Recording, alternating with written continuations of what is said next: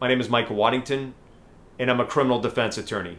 I have been aggressively defending military service members for over 20 years. If you or a loved one are stationed at NAF Misawa, Japan, and you're suspected or accused of any crime under the UCMJ, such as an Article 120 sexual assault or sexual harassment, and your career's in jeopardy, then reach out and speak with one of our experienced military lawyers today.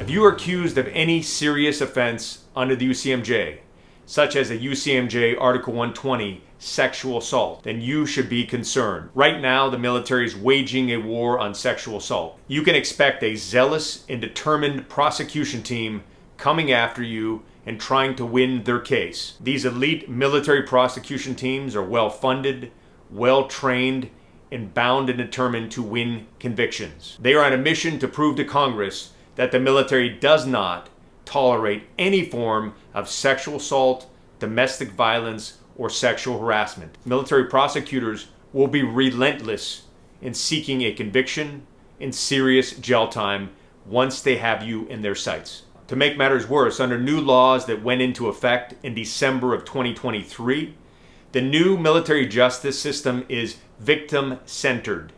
What that means to you, if you're accused, is that if a person makes an allegation against you, they are believed from the start. They won't probe the credibility of a person making an allegation. They won't look for any evidence that could disprove the allegation. They're taking anyone who claims to be a victim and they're taking their word for it. That also means that people who have made false or exaggerated allegations will not be punished, even if their allegation is proven to be false.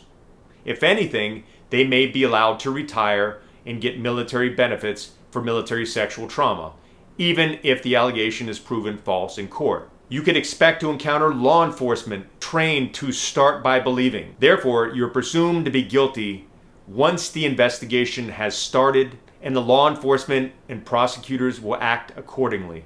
Yes, that cuts against your constitutional rights, and that cuts against what our country was founded upon and what we stand for, but that's what you can expect in the military justice system. In this new victim-centered approach, the victim, even if the victim is a lying victim, plays a key role in determining what happens to you. What could end up happening is in a case where there's no evidence, or if you're in fact innocent, the victim may still insist that you get some sort of punishment, even if you're innocent and there is no evidence. Do not be surprised that you end up at a court-martial, at an administrative separation board, or receiving some sort of negative paperwork, such as a letter reprimand. If you are under investigation for any crime under the UCMJ, then you need to stand up and take responsibility for your defense. Don't become another statistic.